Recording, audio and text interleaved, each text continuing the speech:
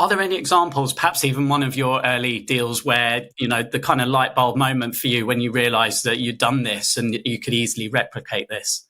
Yeah, absolutely. And what's really interesting is we see this again and again and again in my community. And I thought this was just luck from my perspective. But what happened is I kind of got onto the idea that I'd like to buy a business. And of course, I knew nothing about it. And I was very young and I looked very young as well. I always looked younger than I was, which I guess now is a benefit, then was a handicap. It took me about 18 months, I think, of knocking on doors and speaking to people before I got a deal done. And that was a game changer because I didn't risk any capital and we grew by a year's worth of sales in an afternoon. So it had a really kind of quick and immediate impact on my business. And 2 weeks later, I bought another one.